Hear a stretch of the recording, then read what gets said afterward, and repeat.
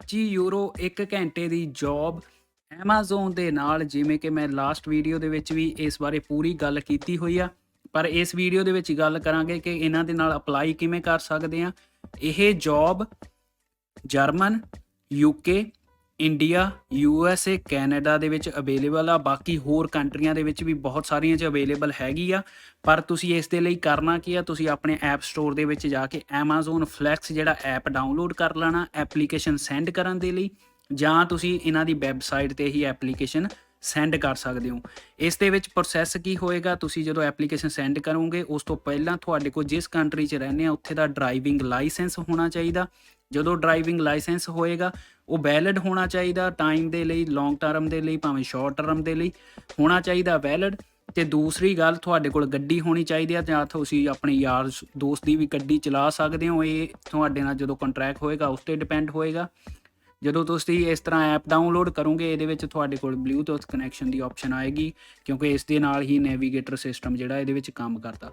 ਇਹਦੇ ਵਿੱਚ ਤੁਸੀਂ ਕਰਨਾ ਕੀ ਹੈ, ਜੇ ਤਾਂ ਤੁਹਾਡੇ ਕੋਲ ਐਮਾਜ਼ੋਨ ਦਾ ਪਹਿਲਾਂ ਤੋਂ ਹੀ ਅਕਾਊਂਟ ਹੈਗਾ, ਜਿਵੇਂ ਕਿ ਤੁਸੀਂ ਪਰਚੇਜ਼ਿੰਗ ਲਈ ਰੱਖਿਆ ਹੋ ਸਕਦਾ, ਅਤੇ ਉਹ ਤੁਸੀਂ ਡਾਇਰੈਕਟ ਇਹਦੇ 'ਤੇ ਸਾਈਨ ਇਨ ਕਰ ਸਕਦੇ ਆ, ਨਹੀਂ ਤਾਂ ਤੁਸੀਂ ਨਵਾਂ ਇਹਦੇ 'ਤੇ ਕ੍ਰੀਏਟ ਅਕਾਊਂਟ ਕਰ ਸਕਦੇ ਆ। ਇਸ ਦੇ ਵਿੱਚ ਪਰ ਇੱਕ ਗੱਲ ਹੋਰ, ਐਮਾਜ਼ੋਨ ਫਲੈਕਸ ਜਿਹੜੀ ਆ ਜਰਮਨ ਦੇ ਵਿੱਚ €25 1 ਘੰਟੇ ਦੀ ਦਿੰਦੀ ਆ, ਪਰ ਹੋਰ ਕੰਟਰੀਆਂ ਦੇ ਵਿੱਚ ਡਿਫਰੈਂਟ ਪੇਇੰਗ ਇਹਨਾਂ ਦਾ ਰੇਟ ਹੋ ਸਕਦਾ ਹੈ। ਤੁਸੀਂ ਆਪਣੀ ਕੰਟਰੀ ਦੇ ਹਿਸਾਬ ਨਾਲ ਇਹਨਾਂ ਦਾ ਰੇਟ ਦੇਖ ਸਕਦੇ ਹੋ। ਡਾਲਰਾਂ ਦੇ ਵਿੱਚ ਘੱਟ ਵੱਧ ਹੋ ਸਕਦਾ, ਪਰ ਜਰਮਨ ਦੇ ਵਿੱਚ €25 1 ਘੰਟੇ ਦੇ ਨੇ। ਇਸ ਤੋਂ ਬਾਅਦ ਤੁਸੀਂ ਕ੍ਰੀਏਟ 'ਤੇ ਕਰਨਾ। ਜੇ ਤੁਹਾਡੇ ਕੋਲ ਅਕਾਊਂਟ ਹੈ ਨਹੀਂਗਾ ਤੇ ਤੁਸੀਂ ਨਾਮ ਰੱਖਣਾ, ਆਪਣੀ ਈਮੇਲ ID ਦੇਣੀ ਆ, ਉਸ ਤੋਂ ਬਾਅਦ ਪਾਸਵਰਡ ਜਿਹੜਾ ਵੀ ਸਿਕਿਉਰ ਤੁਹਾਡੇ ਲਈ ਹੋ ਸਕਦਾ ਉਹ ਤੁਸੀਂ ਪਾਸਵਰਡ ਇਸ ਵਿੱਚ ਰੱਖਣਾ, ਅਤੇ ਉਸ ਤੋਂ ਬਾਅਦ ਤੁਹਾਡਾ ਇਸ 'ਤੇ ਅਕਾਊਂਟ ਜਿਹੜਾ ਕ੍ਰੀਏਟ ਹੋ ਜਾਏਗਾ। ਫਿਰ ਸਾਈਨ ਇਨ 'ਤੇ ਕਲਿੱਕ ਕਰਨਾ, ਤੁਹਾਡੇ ਸਾਹਮਣੇ ਇਸ ਤਰ੍ਹਾਂ ਦਾ ਪੇਜ ਓਪਨ ਹੋਏਗਾ। ਇਹ ਜਰਮਨ ਦੇ ਵਿੱਚ ਲੈਂਗੁਏਜ ਲਿਖੀ ਹੋਈ ਆ, ਕਿਉਂਕਿ ਮੈਂ ਜਰਮਨ ਦੇ ਵਿੱਚ ਰਹਿਣਾ ਅਤੇ ਮੇਰੀ ਲੈਂਗੁਏਜ ਵੀ ਜਿਹੜੀ ਜਰਮਨ ਹੀ ਸੈੱਟ ਹੋਈ ਆ। ਜਦੋਂ ਤੁਸੀਂ ਹੋਰ ਕੰਟਰੀ 'ਚ ਹੋਵੋਗੇ ਉੱਥੇ ਦੀ ਲੈਂਗੁਏਜ ਦੇ ਹਿਸਾਬ ਨਾਲ ਤੁਹਾਡੇ ਸਾਹਮਣੇ ਉਸ ਤਰ੍ਹਾਂ ਦੀ ਲੈਂਗੁਏਜ ਆ ਸਕਦੀ ਆ। ਪਰ ਇਸ ਦੇ ਵਿੱਚ ਸਿੰਪਲ ਇਹੀ ਪਹਿਲੇ ਨੰਬਰ 'ਤੇ ਪੁੱਛਿਆ ਕਿ ਜਿਸ ਕੰਟਰੀ 'ਚ ਵੀ ਤੁਸੀਂ ਰਹਿੰਦੇ ਆ ਉਹਦੇ ਕੇਸ ਏਰੀਏ ਦੇ ਵਿੱਚ ਰਹਿੰਦੇ ਆ, ਜਿਵੇਂ ਕਿ ਆਪਾਂ ਪੰਜਾਬੀ 'ਚ ਰਾਜ ਕਹਿ ਸਕਦੇ ਹਾਂ, ਵੱਡਾ ਸ਼ਹਿਰ, ਜਿਵੇਂ ਕਿ ਮੈਂ ਇਸ ਸ਼ਹਿਰ ਦੇ ਵਿੱਚ ਰਹਿਣਾ। ਜਦੋਂ ਤੁਸੀਂ ਇਸ ਨੂੰ ਕਰ ਦਿੱਤਾ, ਉਸ ਤੋਂ ਬਾਅਦ ਤੁਹਾਡੇ ਸਾਹਮਣੇ ਇਸ ਤਰ੍ਹਾਂ ਦੀਆਂ ਉਹਨਾਂ ਦੀਆਂ ਜਿਹੜੀਆਂ ਪੂਰੀਆਂ ਪੋਲਿਸੀਜ਼ ਆ ਜਾਂ ਕੁਛ ਵੀ ਆ, ਟਰਮਸ ਆ, ਉਹ ਸਾਰੀਆਂ ਉਹਨਾਂ ਨੇ ਲਿਖੀਆਂ। ਤੁਸੀਂ ਪੜ੍ਹ ਵੀ ਸਕਦੇ ਆ ਇਹਦੇ ਬਾਰੇ ਇਹਦੇ ਵਿੱਚ, ਅਤੇ ਉਸ ਤੋਂ ਬਾਅਦ ਤੁਸੀਂ ਇਸ 'ਤੇ ਕਲਿੱਕ ਕਰਨਾ ਅਤੇ ਅੱਗੇ ਚੱਲ ਜਾਣਾ। ਅੱਗੇ ਜਦੋਂ ਚੱਲ ਗਏ, ਹੁਣ ਇਹਦੇ ਵਿੱਚ ਪਰਸਨਲ ਜਿਹੜੀ ਤੁਹਾਡੀ ਕੋਈ ਵੀ ਡਿਟੇਲ ਆ ਉਹ ਤੁਸੀਂ ਦੇਣੀ ਆ। ਜਰਮਨ ਦੇ ਵਿੱਚ ਲੈਂਗੁਏਜ ਲਿਖੀ ਹੋਈ ਆ, ਪਰ ਨਾਲ ਮੈਂ ਦੱਸ ਦਿੰਦਾ, ਜਿਵੇਂ ਕਿ ਪਹਿਲੇ ਨੰਬਰ 'ਤੇ ਨਾਮ ਤੁਹਾਡਾ, ਇੱਥੇ ਜਰਮਨ ਦੇ ਵਿੱਚ ਫੋਰਨਾਮੇ ਅਤੇ ਨਖਨਾਮੇ ਹੁੰਦਾ, ਪਰ ਇੱਥੇ ਤੁਸੀਂ ਸਾਡਾ ਇੰਡੀਆ ਦੇ ਹਿਸਾਬ ਨਾਲ ਜਿਵੇਂ ਕਿ ਸਾਡਾ ਇੱਕ ਹੀ ਨਾਮ ਹੁੰਦਾ ਉਹ ਦੇ ਸਕਦੇ ਆ। ਉਸ ਤੋਂ ਬਾਅਦ ਤੁਹਾਡਾ ਐਡਰੈਸ, ਜਿੱਥੇ ਵੀ ਤੁਸੀਂ ਜਿਸ ਕੰਟਰੀ 'ਚ ਰਹਿੰਦੇ ਆ ਉੱਥੇ ਦਾ ਐਡਰੈਸ। ਉਸ ਤੋਂ ਬਾਅਦ ਜਿਹੜੀ ਵੋਨਿੰਗ ਦੇ ਇਤਾਜੇ ਹੋ ਸਕਦੀ ਆ, ਕਿਵੇਂ ਦੀਆਂ ਮੰਜ਼ਿਲਾਂ ਦੇ ਹਿਸਾਬ ਨਾਲ ਹੋ ਸਕਦਾ। ਉਸ ਤੋਂ ਬਾਅਦ ਜਿਹੜਾ ਸ਼ਹਿਰ ਆ ਅਤੇ ਉਸ ਦਾ ਪੋਸਟ ਕੋਡ ਕੀ ਆ, ਅਤੇ ਜਿਹੜਾ ਫੋਨ ਨੰਬਰ ਆ ਉਹ ਤੁਸੀਂ ਵੈਲਿਡ ਆਪਣਾ ਦੇਣਾ, ਕਿਉਂਕਿ ਹੋ ਸਕਦਾ ਇਸ ਵੱਲੋਂ ਤੁਹਾਨੂੰ ਜਿਹੜਾ ਆ ਕੋਈ ਨਾ ਕੋਈ ਫੋਨ ਕਾਲ ਕੀਤੀ ਜਾਵੇ ਜਾਂ ਕੁਛ ਵੀ ਕੀਤੀ ਜਾਵੇ। ਇਸ ਤਰ੍ਹਾਂ ਤੁਸੀਂ ਆਪਣਾ ਡਿਟੇਲ ਦੇਣੀ ਆ। ਜਦੋਂ ਤੁਸੀਂ ਡਿਟੇਲ ਦੇ ਦਿੱਤੀ, ਅਤੇ ਅੱਗੇ ਤੁਹਾਡੇ ਕੋਲ ਮੇਨ ਜਿਹੜੀ ਤੁਹਾਡੀ ਇਨਫੋਰਮੇਸ਼ਨ ਦੇ ਲਈ ਇੱਕ ਤਰ੍ਹਾਂ ਦੀ ਜਿਹੜੀ ਆ ਉਹ ਚੈਕਿੰਗ ਹੋਏਗੀ। ਤੁਸੀਂ ਆਪਣੀ ਸਹੀ ਇਹਦੇ ਵਿੱਚ ਪਹਿਲੇ ਨੰਬਰ 'ਤੇ ਹੈਗੀ ਆ ਡੇਟ ਆਫ ਬਰਥ ਦੇਣੀ ਆ। ਉਸ ਤੋਂ ਬਾਅਦ ਜਿਹੜੀ ਵੀ ਕੰਟਰੀ ਦਾ ਤੁਹਾਡੇ ਕੋਲ ਲਾਇਸੈਂਸ ਹੈਗਾ, ਜਿੱਥੇ ਵੀ ਤੁਸੀਂ ਰਹਿੰਦੇ ਆ, ਉਹ ਲਾਇਸੈਂਸ ਦਾ ਨੰਬਰ ਦੇਣਾ। ਉਸ ਤੋਂ ਬਾਅਦ ਜਿਹੜੀ ਵੀ ਸ਼ਹਿਰ 'ਚ ਤੁਸੀਂ ਜਾਂ ਦੇਸ਼ 'ਚ ਰਹਿੰਦੇ ਆ, ਉਸ ਦਾ ਜਿਹੜਾ ਵੀ ਤੁਹਾਡੀ ਡਿਟੇਲ ਹੋ ਸਕਦੀ, ਜਿਵੇਂ ਕਿ ਤੁਸੀਂ USA ਦੇ ਵਿੱਚ ਰਹਿੰਦੇ ਆ, ਕੈਨੇਡਾ 'ਚ ਰਹਿੰਦੇ ਜਾਂ ਜਰਮਨ 'ਚ ਰਹਿੰਦੇ ਆ, ਜਾਂ ਹੋਰ ਕੰਟਰੀਆਂ ਜਿਵੇਂ ਕਿ ਬੈਲਜੀਅਮ ਜਾਂ ਫਰਾਂਸ, ਸਪੇਨ, ਇੰਡੀਆ, ਇਸ ਤਰ੍ਹਾਂ ਸਾਰੀਆਂ ਕੰਟਰੀਆਂ ਇਹਦੇ ਵਿੱਚ ਆ ਜਾਂਦੀਆਂ। ਤੁਸੀਂ ਆਪਣੀ ਕੰਟਰੀ ਦੇ ਵਿੱਚ ਇਸ ਬਾਰੇ ਪੂਰੀ ਡਿਟੇਲ ਇਹਨਾਂ ਦੀ ਵੈਬਸਾਈਟ ਤੋਂ ਲੈ ਸਕਦੇ ਆ ਕਿ ਤੁਹਾਡੀ ਕੰਟਰੀ 'ਚ ਅਵੇਲੇਬਲ ਹੈ ਜਾਂ ਨਹੀਂ। ਜਿਵੇਂ ਕਿ ਗ੍ਰੀਸਲੈਂਡ, ਸਪਾਨੀਅਨ, ਫਿਨਲੈਂਡ, ਫਰਾਂਕਰਾਈਸ਼, ਸਪੇਨ ਵਗੈਰਾ, ਜਾਂ ਹੋਰ ਇਟਾਲੀਆ, ਇਸ ਤਰ੍ਹਾਂ ਦੀਆਂ ਸਾਰੀਆਂ ਕੰਟਰੀਆਂ ਸ਼ੋਅ ਇੱਥੇ ਕਰ ਰਹੀਆਂ। ਪਰ ਤੁਸੀਂ ਆਪਣੀ ਕੰਟਰੀ 'ਚ ਪਹਿਲਾਂ ਇਸ ਬਾਰੇ ਪੂਰੀ ਡਿਟੇਲ ਲੈ ਸਕਦੇ ਹੋ, ਫਿਰ ਹੀ ਤੁਸੀਂ ਇਹਨੂੰ ਫਿਲ ਕਰਿਓ, ਕਿਉਂਕਿ ਹੋ ਸਕਦਾ ਤੁਹਾਡੀ ਕੰਟਰੀ 'ਚ ਅਵੇਲੇਬਲ ਨਾ ਹੋਵੇ, ਅਤੇ ਤੁਸੀਂ ਇਸ ਦੇ ਬਾਰੇ ਇਨਫੋਰਮੇਸ਼ਨ ਇਹਨਾਂ ਦੀ ਵੈਬਸਾਈਟ ਤੋਂ ਲੈ ਲਓ। ਉਸ ਤੋਂ ਬਾਅਦ ਜਿਹੜੀ ਵੀ ਡੇਟ ਤੋਂ ਲਾਇਸੈਂਸ ਤੁਹਾਡਾ ਸ਼ੁਰੂ ਹੋਇਆ ਆ, ਅਤੇ ਉਸ ਦੀ ਜਿਹੜੀ ਲਾਸਟ ਡੇਟ, ਜਿਹਨੂੰ ਐਕਸਪਾਇਰੀ ਡੇਟ ਕਹਿ ਦਿੰਦੇ ਆ, ਉਹ ਤੁਸੀਂ ਲਿਖਣੀ ਆ ਇਹਦੇ ਵਿੱਚ। ਇਹ ਪੂਰੀ ਡਿਟੇਲ ਜਿਹੜੀ ਆ ਪ੍ਰੂਫਿੰਗ ਦੇ ਲਈ ਹੋਏਗੀ, ਇੱਕ ਕਿਸਮ ਦੀ ਕੰਟਰੋਲ ਦੇ ਲਈ ਹੋਏਗੀ। ਉਸ ਤੋਂ ਬਾਅਦ ਤੁਸੀਂ ਇਹ ਜਦੋਂ ਭਰ ਗਿਆ, ਤੁਹਾਡਾ ਪਹਿਲੀ ਡਿਟੇਲ ਹੋ ਗਈ, ਉਸ ਤੋਂ ਬਾਅਦ ਇਹ ਇਨਫੋਰਮੇਸ਼ਨ ਹੋ ਗਈ ਤੁਹਾਡੇ ਬਾਰੇ ਦੇ ਵਿੱਚ, ਤੁਹਾਡੇ ਲਾਇਸੈਂਸ ਦੇ ਬਾਰੇ ਵਿੱਚ। ਇਹੀ ਦੋ ਮੇਨ ਚੀਜ਼ਾਂ ਨੇ।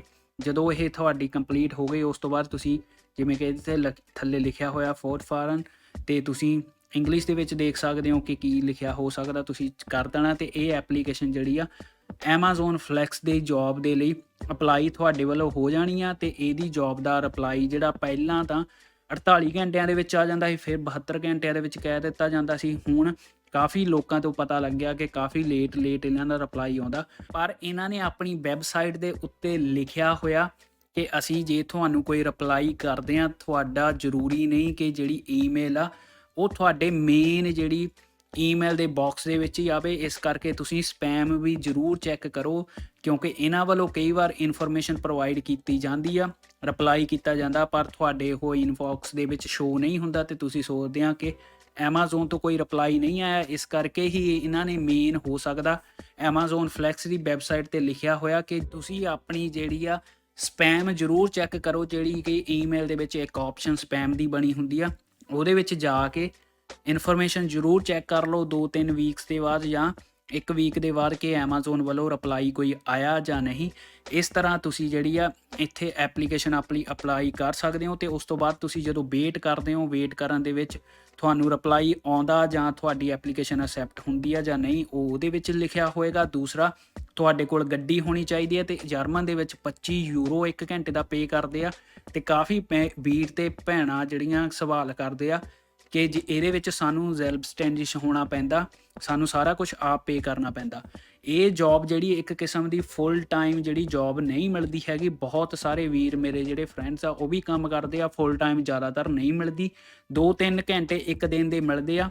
ਤੇ ਤੁਸੀਂ 50 ਤੋਂ 100 ਯੂਰੋ ਜਾਂ 80 ਯੂਰੋ ਇਸ ਤਰ੍ਹਾਂ ਬਣਾ ਸਕਦੇ ਆ ਇੱਕ ਦਿਨ ਦੇ। ਤੇ ਉਹਦੇ ਵਿੱਚ ਤੁਹਾਨੂੰ ਜਰਮਨ ਸਰਕਾਰ ਵੱਲੋਂ 10,000 ਯੂਰੋ ਤੱਕ ਕੋਈ ਟੈਕਸ ਨਹੀਂ ਲਿਆ ਜਾਂਦਾ। ਇਹਦੇ ਵਿੱਚ ਬੈਨੀਫਿਟ ਇਹੀ ਹੋ ਸਕਦਾ ਕਿ ਤੁਸੀਂ ਜੇ ਥੋੜ੍ਹੇ ਟਾਈਮ ਲਈ ਜਾਂ ਪਾਰਟ ਟਾਈਮ ਜੋਬ ਕਰਦੇ ਹੋ ਤਾਂ ਤੁਹਾਡਾ ਟੈਕਸ ਵੀ ਬਚ ਜਾਂਦਾ ਤੇ ਤੁਹਾਡੇ ਪੈਸੇ ਵੀ ਬਚ ਜਾਂਦੇ ਆ। ਕਈ ਭਰਾਵਾਂ ਦੇ ਸਵਾਲ ਆ ਕਿ ਅਸੀਂ ਸਿਰਫ ਫਿਰ 10,000 ਯੂਰੋ ਹੀ 1 ਸਾਲ ਦਾ ਕਿਉਂ ਕਮਾਈਏ। ਜਿਵੇਂ ਕਿ ਜਰਮਨ ਦੇ ਵਿੱਚ ਜਾਂ ਤੁਹਾਡੀ ਹੋਰ ਕੰਟਰੀ 'ਚ ਜੇ ਤੁਸੀਂ ਦੇਖਦੇ ਹੋ, ਉੱਥੇ ਵੀ ਇਹ ਹੋ ਸਕਦਾ ਕਿ ਤੁਸੀਂ ਇੱਕ ਫੁੱਲ ਟਾਈਮ ਜੋਬ ਕਰ ਸਕਦੇ ਆ, ਉਸ ਦੇ ਨਾਲ ਪਾਰਟ ਟਾਈਮ ਜੋਬ ਕਰੋ। ਤੇ ਉਹਦੇ ਵਿੱਚ ਇਹੀ ਬੈਨੀਫਿਟ ਹੋ ਸਕਦਾ ਕਿ ਤੁਸੀਂ ਇੱਕ ਪਾਸੇ 10,000 ਯੂਰੋ ਤੱਕ ਪੈਸੇ ਬਣਾ ਕੇ ਆਪਣਾ ਟੈਕਸ ਬਚਾ ਸਕਦੇ ਹੋ, 10,000 ਯੂਰੋ ਵੀ ਕਮਾ ਸਕਦੇ ਹੋ।